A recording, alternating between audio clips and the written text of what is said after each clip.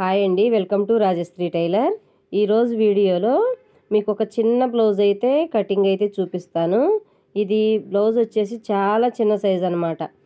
మనకి అయితే ఈ చిన్న సైజ్ బ్లౌజ్ కూడా మనం కుట్టాల్సింది వర్క్ బ్లౌజు కుట్టాలి.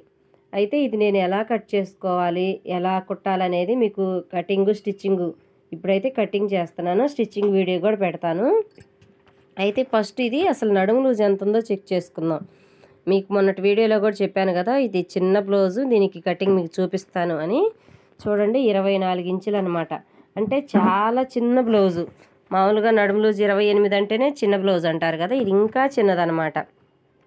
ఇంత చిన్న బ్లౌజులు వచ్చినప్పుడు మనం ఎలా కట్ చేసుకోవాలనేది ఆది బ్లౌజ్ తోటి మీకైతే చూపిస్తాను. అయితే ఇప్పుడు ఫస్ట్ మనం హ్యాండ్స్ కట్ చేసుకుందాం. హ్యాండ్స్ కట్ చేసుకోవడానికి మనం వాళ్ళు ఇచ్చింది చిన్న హ్యాండ్స్ అనమాట, అంటే పొట్టి చేతులది. మనం దీనికి పొడవ చేతులు పెట్టాలి. పొడవ చేతులు వచ్చేసి 9 ఇంచులు. మనకి వర్క్ ఎంత అయితే వేశారో అంతైతే వర్క్ వేస్ట్ అవ్వకుండా మనం బుటీస్ అవి వేశారు కదా, దాంత పొడుగునైతే మనం చూసుకొని కటింగ్ చేసుకోవాలి. దానికోసం ఇది వర్క్ వేసిన దానికి మనం పొడవు చూసుకుందాం. ఇక్కడ వచ్చిన పొడవు ఒక 1/2 ఇంచు ఖర్చులకు వదిలేసుకొని ఒక మార్కింగ్ వేసుకోవాలి. పైన కింద ఖర్చులకి వదిలేసుకొని ఇలా స్ట్రైట్గా ఒక లైన్ కొట్టేసుకోండి. కింద ఒక లైన్ కొట్టేసాం, కింద హెచ్చు తగ్గులు లేకుండా ఒక మార్కింగ్ అనమాట. ఇప్పుడు ఇది మనకి ఆదికి ఇచ్చింది చిన్న చేతులు కాబట్టి ఇలా చూసుకోండి, ఈజీగా ఉంటుంది. ఈ కింద అనేది సమానం కోసం వేసాము, పైన అయితే పొడవు. ఇప్పుడు పై వైపు నుంచి ఆదికి ఇచ్చిన బ్లౌజ్ ఎంత ఉందో ఒక మార్కింగ్ వేసుకోండి. మార్కింగ్ వేసి స్ట్రైట్ లైన్ అయితే గీసేసుకోండి. ఇప్పుడు ఈ ఆదికి ఇచ్చిన జాకెట్ అనేది ఇలా తిరగేసి ఇలా చూసుకోండి. ఇలా చూసుకొని ఖర్చులతో సహా ఎంత వచ్చిందో ఇలా మార్కింగ్ వేసుకోండి. ఇలా మార్కింగ్ వేసుకొని ఇట్లా క్రాస్గా లైన్ అయితే గీసేసుకుంటే ఇప్పుడు మనకి హ్యాండ్ కటింగ్ వచ్చింది. ఇప్పుడు ఇది వచ్చేసి కింద వైపు నుంచి ఇలా మార్కింగ్ కలిపేసుకోవడమే. ఇంక ఈజీగా మనకి పొడవ చేతులు కట్ చేయాలంటే ఆదికి ఇచ్చిన బ్లౌజ్తో పొట్టి చేతులు అయితే ఇలా కటింగ్ చూసి కట్ చేసుకోవటమే. ఇప్పుడు మనకి హ్యాండ్ కటింగ్ అయితే అయిపోయింది. కింద హెచ్చు తగ్గులకి పెట్టాం కదా ఒక మార్కింగ్ అనేది, అవి కూడా సమానంగా కట్ చేసేసుకుందాం. ఇప్పుడు మనకి కింద హెచ్చు తగ్గులు అనేవి లేకుండా వచ్చింది. ఇప్పుడు మనం ఈ మెథడ్లో కనుక కట్ చేసుకుంటే ఈజీగా అయిపోయింది హ్యాండ్. ఇప్పుడు బ్యాక్ పార్ట్ వచ్చేసి కట్ చేసుకుందాము. ఇప్పుడు దానికోసం మళ్ళీ ఆది బ్లౌజ్ తీసుకొని నడుము లూజ్ చెక్ చేసుకుందాం. నడుము లూజ్ చెక్ చేసుకొని ఇట్లా ఖర్చులతో సహా ఒక మార్కింగు, ఒక 1 ఇంచ్కి 1.5 ఇంచుల వెడల్పుతో ఒక మార్కింగు. చంక డౌన్ మార్కింగ్ వేసిన తర్వాత నెక్ డీపు కింద సమానంగానే ఉంది, అందుకని నేనేం గీత కొట్టేయలేదు. స్ట్రైట్ లైన్ అనేది వేయలేదు కదా, అంటే కింద సమానంగానే ఉంది. ఇప్పుడు జాకెట్ పొడవు ఇలా చూసుకుంటే మనకి కరెక్ట్గా ఒక్కొక్కసారి రాదనమాట. ఎందుకంటే బ్లౌజ్ అనేది కొన్ని బ్లౌజులు సాగిపోతాయి. అలా కాకుండా ఇలా బ్లౌజ్ తోటే ఇలా బ్యాక్ పార్ట్ డాట్ని పట్టుకొని షోల్డర్ మధ్యలో పట్టుకున్నామంటే కరెక్ట్ పొడవు అనేది వచ్చేసిద్ది సాగకుండా. ఇప్పుడు ఇలా పొడవు చూసుకోవాలి, కొలతకి దానికి ఒక 1/4 ఇంచ్ అయితే తేడా వచ్చిద్ది. ఇప్పుడు స్ట్రైట్గా లైన్ గీసేసుకొని ఇంత చిన్న బ్లౌజు చూసే వాళ్ళకి అనిపించింది ఎలా కుడతారో ఏంటి అని.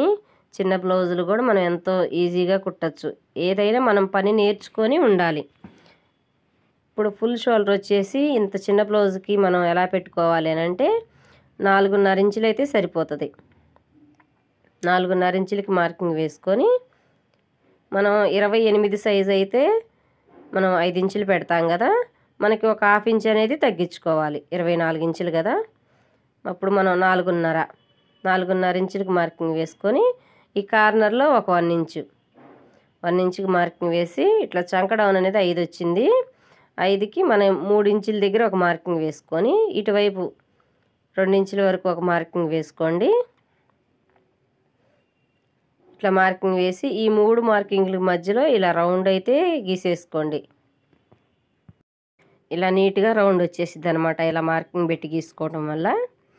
ఇప్పుడు ఆది బ్లౌజ్కి ఎంత షోల్డర్ ఉందో అంత అయితే షోల్డర్ చూసుకొని పెట్టుకోవాలి. దానికంటే ముందు ఇట్లా చంక రౌండ్ 2 విధాలుగా అయితే మీరు కొలుచుకోవచ్చు.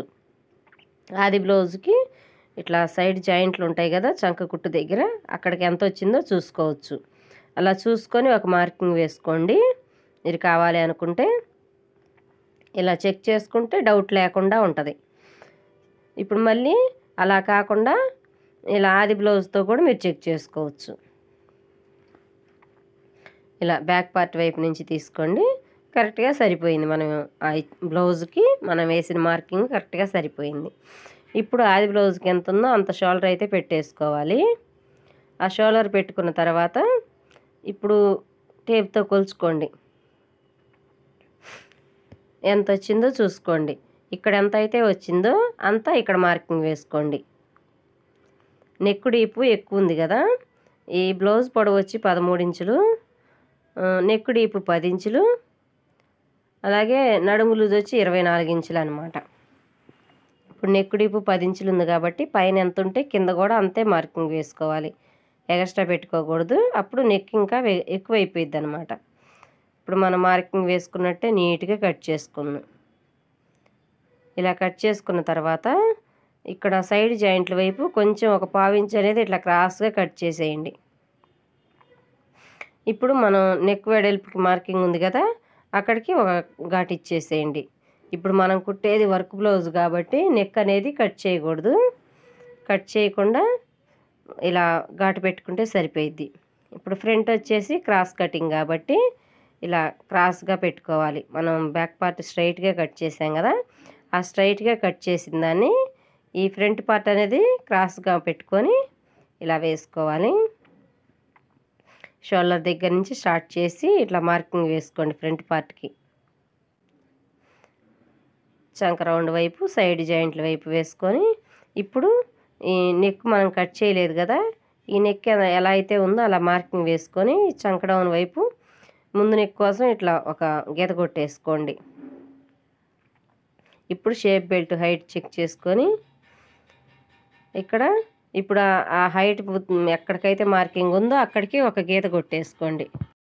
ఇలా గీత కొట్టేసుకుంటే సరిపోయిద్ది. ఇప్పుడు మనం బ్యాక్ పార్ట్కి నెక్ కట్ చేయకుండా మనం స్ట్రైట్ లైన్ అయితే గీసుకున్నాము, దాన్ని ఇలా మడత పెట్టుకోవాలి. మనం ఎక్కడికైతే నెక్ వెడల్పుకి మార్కింగ్ వేసామో అంతవరకు అయితే ఇట్లా ముందు నెక్ కట్ చేసుకోవడం కోసం ఇలా అయితే మడత పెట్టుకుంటే మనకి సమానంగా వచ్చిద్ది. ఆ ఫోల్డింగ్లో వచ్చిందా లేదా అని అర్థమైపోయిద్ది. ఇప్పుడు వచ్చేసి చంకలోతు తీసుకోవాలి. ఈ చంకలోతు ఇట్లా చిన్న సైజు బ్లౌజులకి కొంచెం ఎక్కువే తీసుకోవాలి. ఇలా చంకలోతు మార్కింగ్ వేసుకున్న తర్వాత ముందు నెక్ అయితే ఇట్లా స్టార్ నెక్ లాగా 3 మూలల నెక్ ఉంటుంది కదా, అలా అయితే మార్కింగ్ వేస్తున్నాను. ఎందుకంటే ఇట్లా ముందు నెక్ అనేది రౌండ్గా వేయలేదు, వర్క్ వేసేటప్పుడు ఇలా స్ట్రైట్గా వచ్చిందనమాట. అలా స్ట్రైట్గా వచ్చిందాన్ని మనం ఇలా పెట్టుకుంటే బాగుంటుందని ముందు నెక్ అయితే ఇలా మార్చాను. ఇప్పుడు మనం ముందు నెక్ అనేది చూసుకుందాం. ముందు నెక్ ఇలా మార్కింగ్ చూసుకొని నెక్ డీప్ సరిపోయిందా లేదా అని చూసుకున్నాం కదా, ఇప్పుడు ఒక 1 ఇంచ్ అయితే వదిలేసి ఉక్సులు పట్టి వైపు ఇట్లా మెయిన్ డాట్ ఎక్కడ వరకు ఉందో అక్కడికి ఒక మార్కింగ్ వేసుకోండి, షేప్ బెల్ట్ దాకా. ఇప్పుడు వచ్చేసి మెయిన్ డాట్ పొడవు చూసుకోండి. మెయిన్ డాట్ పొడవు చూసుకొని ఒక మార్కింగ్ వేసుకొని ఇప్పుడు వచ్చేసి ఈ మూడింటిని కలుపుకుంటూ ఇట్లా క్రాస్గా ఇట్లా ఇక్కడికి వచ్చేటప్పుడు రౌండ్గా ఇలా దీన్ని 3 మూలలుగా ఇలా కలిపేసుకోండి. ఇప్పుడు దీన్ని మనం ఎలా అయితే మార్కింగ్ వేసుకున్నామో ఇంకా అలా కట్ చేసుకుందాం. మనం బ్యాక్ పార్ట్ ఏమో రౌండ్ అనమాట, ఫ్రంట్ నెక్ వచ్చేసి ఇలా 3 మూలల నెక్ అయితే కట్ చేశాను. ఎందుకంటే వర్క్ అనేది ముందు నెక్ రౌండ్గా వేయలేదు, స్ట్రైట్గా వేశారు. అలాంటప్పుడు ఇలా కొంచెం చిన్న మార్పు చేసుకొని కట్ చేసుకుంటే కొంచెం బాగుంటుందని అలా వేసాను అనమాట. ఇప్పుడు ఈ కార్నర్లో ఇలాగా మనం ఫ్రంట్ ఎలా అయితే మార్కింగ్ వేసుకున్నామో అలాగే. అయితే బ్యాక్ పార్ట్కి మాత్రం నెక్ అనేది కట్ చేయకూడదు. వర్క్ బ్లౌజులు కుట్టేటప్పుడు ఎప్పుడైనా సరే మనం లైనింగ్ ఒరిజినల్ జాయింట్ వేసిన తర్వాత నెక్ అనేది కట్ చేసుకోవాలి. సేమ్ ఇలా ఇప్పుడు మనకి ఫ్రంట్ కూడా మార్కింగ్ కటింగ్ అయిపోయింది కదా. ఇప్పుడు వచ్చేసి షేప్ బెల్ట్ కట్ చేసుకుందాం. మిగిలిన క్లాత్ తోటి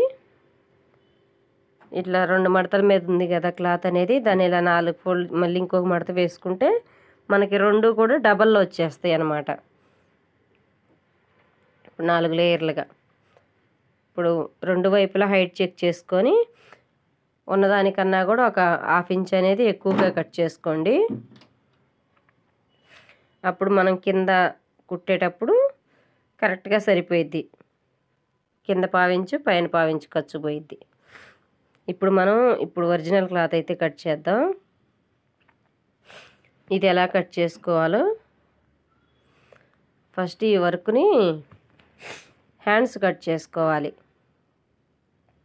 హ్యాండ్స్ ఇట్లా సమానంగా పట్టేసుకొని మన చెయ్యి రౌండ్కి సమానంగా రావాలన్నమాట. ఇలా నీట్గా మలుచుకోండి. కింద పైన సమానంగా ఉందా లేదా అని వర్క్ చూసుకొని, ఇప్పుడు మనం ఆల్రెడీ లైనింగ్ కట్ చేసి పెట్టుకున్నాం కదా, ఆ లైనింగ్ అనేది దీని మీద పెట్టేసుకోండి. వర్క్ కన్నా ఒక 1/2 ఇంచు కిందకి పెట్టుకోండి. ఎందుకంటే మనం ఒక పట్టీ వార మడత పెడతాం కదా, తిప్పేస్తాం అన్నమాట. ఇప్పుడు మధ్యలో ఒక ఘాట్ ఇచ్చేసేయండి. ఇప్పుడు రెండో హ్యాండ్ కూడా కట్ చేసుకుందాం. ఇది కూడా ఇట్లా సమానంగా వర్క్ అనేది సమానం చూసుకోవాలి. కింద క్లాత్ కూడా సమానంగా ఉందా లేదా సరిపడా అని చెప్పి చూసుకోవాలి. కొంతమంది వర్కులు బాగానే వేస్తారు కానీ కొంతమంది మాత్రం సరిగ్గా వేయరు. అలా వచ్చినవి కూడా మీకు నేను చూపిస్తూ ఉంటాను. ఎందుకంటే మీకు కొంచెం తెలుసుకోవడం కోసం మాత్రమే చూపిస్తానన్నమాట. ఇలా ఉంటే బాగుండదు, ఇలా ఉంటే కరెక్ట్గా వచ్చిద్ది అని చెప్పి చూపిస్తానన్నమాట. ఎందుకంటే నాకు అనుభవంలో జరిగినాయి, టైలర్స్కి ఎవరికైనా సరే నేర్చుకొని కొత్తగా కుట్టే వాళ్ళకు ఉపయోగపడతాయి కదా, అలా అన్నమాట. ఇప్పుడు నిన్న ఒక వీడియో పెట్టాను కదా, నిన్న కాదు మొన్న పెట్టాను. అది పట్టు చీరల గురించి, చీరల్లో నుంచి బ్లౌజ్ ఎలా సపరేట్ చేసుకోవాలి అనేది. ఆ బ్లౌజ్కి నేనైతే షాప్లో వాళ్ళు మాట్లాడుకుంటే నాకైతే చాలా బాధేసింది. ఎందుకంటే మిషన్లు కాడిస్తే ఇలా చేశారు, 2 చీర సరిపోకుండా చేసింది అని చెప్పి వాళ్ళు అనుకుంటుంటే నాకైతే చాలా బాధేసింది అనమాట. ఎందుకని వాళ్ళకి బ్లౌజ్ ఎటు రన్నింగ్ అనేది ఎటు తెలియక ఫస్ట్ ఆ రన్నింగ్ క్లాత్ అనేది కట్ చేయటం వల్లే అలా జరిగింది. కొన్ని ముందు మనం టైలరింగ్ అనేవాళ్ళు నేర్చుకునేటప్పుడు కొన్ని తెలుసుకోవాలి. ఫస్ట్ కస్టమర్ బ్లౌజులు కుట్టేటప్పుడు 1 నిమిషం ఆలోచించి కట్ చేసుకోండి. కాకపోతే కొంచెం టైం లేట్ అయ్యిద్ది కానీ మనకి కొంచెం నిదానంగా కట్ చేసుకోవటం వల్ల 1కి 2 సార్లు బ్లౌజ్ అయినా సరే, చీరలో నుంచి బ్లౌజ్ కట్ చేయటం అయినా, మామూలుగా ఆది బ్లౌజ్ తోటి కట్ చేయటం అయినా, కొలతలతో కట్ చేయటం అయినా ఒకసారి చూసుకోండి. ఒకసారి చూసుకొని మనకి కరెక్ట్గా అనిపిస్తేనే కటింగ్ అయితే చేసుకోండి. ముందైతే మార్కింగ్ పెట్టుకొని ఒకసారి నిదానంగా చూసుకుంటే మనకి ప్రాబ్లం అనేది ఉండదు. లేకుంటే మనం పేపర్ అయినా కట్ చేసుకోవచ్చు ఫస్ట్. అప్పుడు మనకి పేపర్ కటింగ్ నీట్గా వచ్చింది అని అనుకుంటే అప్పుడు మనం క్లాత్ మీద అనేది కట్ చేసుకోవచ్చు. ఎప్పుడైనా సరే మనం కొంచెం ఆలోచించడం వల్ల మనకి ఇబ్బంది ఏమీ ఉండదండి. కాస్త లేట్ అయినా కూడా మనకి పని అనేది నీట్గా వచ్చిద్ది. ఇప్పుడు మనం ఫ్రంట్ పార్ట్ కట్ చేసుకుందాం. ఇప్పుడు ఫ్రంట్ పార్ట్ ఇలా కట్ చేసేటప్పుడు ఇలా ముందు వైపు అయితే కొంచెం చిన్న ముక్క పడుతుంది. ఇలా చిన్న సైజు బ్లౌజుకి కూడా ముక్కలు వేస్తే అసలు ఏంటి బాగుండదు కదా. మనకి క్లాత్ సరిపడినప్పుడు మనం వెయ్యాలి. కానీ ఇప్పుడు మనకి ఇక్కడ సరిపడా క్లాత్ ఉంది. వర్క్ని మనం అడ్జస్ట్ చేసి కుట్టుకోవాలి. ఏముంది వర్క్ అలా ఉంది, చిన్న ముక్కే కదా వేసేద్దాం అని అనుకోకూడదు. అలా కాకుండా మనకి ఆ వర్క్ని మనం అడ్జస్ట్ చేసి కుట్టగలగాలి. అప్పుడే మనకి బ్లౌజు నీట్గా ఉంటుంది, కస్టమర్లు కూడా పెరుగుతారనమాట. చూసుకొని వర్క్ అనేది ఇలా క్లాత్ ఎటు పెడితే మనకి క్రాస్ వస్తుందా లేదా, అలాగే ఈ వర్క్ అనేది నెక్కుకు సరిపడుతుందా లేదా అని చెప్పి చూసుకోవాలి. నెక్కు చూసుకోవాలి, అలాగే క్లాత్ కూడా క్రాసు సమానంగా ఉందా లేదా అని చూసుకోవాలి. ఈ ఫ్రంట్ పార్ట్ కట్ చేసేటప్పుడు లైనింగ్ క్లాత్ ఒరిజినల్ క్లాత్ కలిపి కట్ చేస్తాం కదా, ఇది కట్ చేసేటప్పుడు మాత్రం ఖచ్చితంగా తెలుసుకోండి. క్లాత్ అనేది 2 ఒకవైపునే క్రాస్గా 2 క్లాతులు సాగుతూ ఉండాలి. ఒకటి క్లాత్ సాగి ఒకటి క్లాత్ సాగకుండా ఉంటే మనకి బ్లౌజులు అనేవి పిగిలిపోతాయి. ఎప్పుడైనా పట్టు చీరల్లో బ్లౌజులు కుట్టినా, మీరు ఏ బ్లౌజు కుట్టిన లైనింగ్ బ్లౌజు ఇట్లా రెండు వైపులా కూడా క్రాస్ అనేది ఒకే విధంగా వేసుకుంటే మనకి బ్లౌజు పిగిలిపోకుండా ఉంటుంది. మనకి బ్లౌజ్ అనేది ఎక్కువ కాలం వచ్చిద్ది అనమాట. మనకి పిగిలిపోకుండా ఉంటే బాగుంటుంది కదా. మనం వేసిన కుట్లు అలాగే ఉంటాయి, బ్లౌజ్ అనేది పిగిలిపోతూ ఉంటుంది. దానికి కారణం ఏంటంటే మనం రెండు వైపులా క్రాస్ ఒకే విధంగా వేయకపోవటం. పైన క్లాత్ లోపల క్లాత్ రెండు ఒకే విధంగా మనకి సాగుతూ ఉంటే అప్పుడు బ్లౌజ్ పిగలదు, మన బాడీకి సెట్ అయ్యిద్ది. ఇప్పుడు ఈ బ్లౌజ్ అంతా కటింగ్ అయితే అయిపోయింది కదా. ఈ బ్లౌజ్ స్టిచ్చింగ్ కూడా మీకు పెడతాను. వీడియో నచ్చితే లైక్ చేయండి. బ్లౌజ్ కటింగ్స్ కావాలనుకునే వాళ్ళందరూ కూడా మన ఛానల్ సబ్స్క్రైబ్ చేసుకోండి. అన్నీ ఆది బ్లౌజ్ ప్రకారమే మీకు చూపిస్తాను.